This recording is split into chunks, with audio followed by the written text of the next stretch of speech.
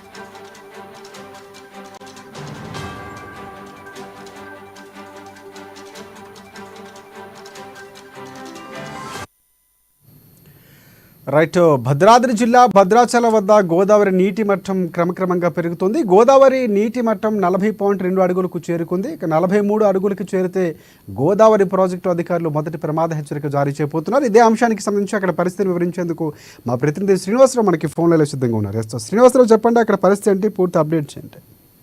Thank you Rajasekhar. Bhadradri Kothagudem జిల్లా భద్రాచలం వద్ద గోదావరి నీటి మట్టం క్రమేపీ పెరుగుతూ మొదటి ప్రమాద హెచ్చరికకు చెరువులో చేరుతుంది. 41.9 అడుగులకు చేరి వరద ఉధృతి దాల్స్తుంది. ఈ యొక్క గిరిజన గ్రామాలు ఏవైతే ఉన్నాయో చెర్ల మండలం, అలాగే దుమ్ముగూడెం, భద్రాచలం, ఈ యొక్క 3 మండలాలకు చెందినటువంటి ఈ యొక్క గ్రామాల్లో ఎవరైతే ఉన్నారో గోదావరి పరివాహక ప్రాంతంలో ఉన్నటువంటి గిరిజనులను సురక్షితంగా ఈ యొక్క పునరావాస కేంద్రాలు ప్రభుత్వం ఏర్పాటు చేసినటువంటి పునరావాస కేంద్రాలకు తరలించేందుకు ఏర్పాట్లు పూర్తి చేశారు. ఈ యొక్క అధికారులకు సహకరించాలి, ఏ విధమైన ఇబ్బంది పెట్టొద్దు. ఈ యొక్క గిరిజన గ్రామాల్లో ఈ యొక్క వరద ఏదైతే ఉందో వరద ఉధృతి పెరుగుతున్నటువంటి నేపథ్యంలో ప్రమాదాలు జరిగేటువంటి అవకాశం ఉన్నటువంటి పరిస్థితి ఉంది. కాబట్టి ఈ యొక్క గ్రామాల ప్రజలు, గోదావరి పరివాహక ప్రాంతాల్లో ఉన్నటువంటి గిరిజన గ్రామాల ప్రజలు ఎవరైతే ఉన్నారో వచ్చేటువంటి అధికారులకు సహాయ సహకారాలు అందించి పునరావాస కేంద్రాలకు తరలి రావాలని చెప్పేసి కూడా జిల్లా కలెక్టర్ జితేష్ వి పాటిల్, అలాగే జిల్లా SP Rohit Raj, ITDA PO, ఇతర అధికారులు అందరూ కూడా ఈ యొక్క సురక్షిత ప్రాంతాలకు తరలించేందుకు చర్యలు చేపడుతున్నారు. రాజశేఖర్, రైట్. ప్రస్తుతం నీటి మట్టం పెరిగే అవకాశాలు ఏమైనా అధికారులు అంచనా వేస్తున్నటువంటి పరిస్థితి కనిపిస్తుంది. ఒక పెరిగితే గనక ఎప్పట్లోగా 43 అడుగులకు చేరుకునే అవకాశం ఉంది. ఏమైనా అధికారులు మనకి మీడియాకు సమాచారం ఇచ్చినటువంటి పరిస్థితి ఉందా? తప్పకుండా రాజశేఖర్, ఇప్పుడు ఛత్తీస్గఢ్ అలాగే మధ్యప్రదేశ్ ఈ యొక్క మన తెలంగాణ బోర్డర్లో ఉన్నటువంటి పరిస్థితుల్లో ఈ యొక్క బోర్డర్లో ఉన్నటువంటి ఈ యొక్క ప్రాంతాల్లో విస్తృతంగా పడుతున్నటువంటి వర్షాలకు వరద ఉధృతి పెరిగి ఇప్పుడు ఈ రోజు రాత్రికి ఈ వరద ఉధృతి పెరిగి మొదటి ప్రమాద హెచ్చరిక దాటి ప్రవహించేటువంటి పరిస్థితులు ఉన్నాయి. కాబట్టి ఈ యొక్క రాత్రి 7-8 గంటల వరకు పెరిగే మొదటి ప్రమాద హెచ్చరిక దాటేటువంటి అవకాశం కూడా ఉందని చెప్పేసి అధికారులు అంచనా వేస్తున్నారు. Rajasekhar, right. Thanks for updates Srinivasarao.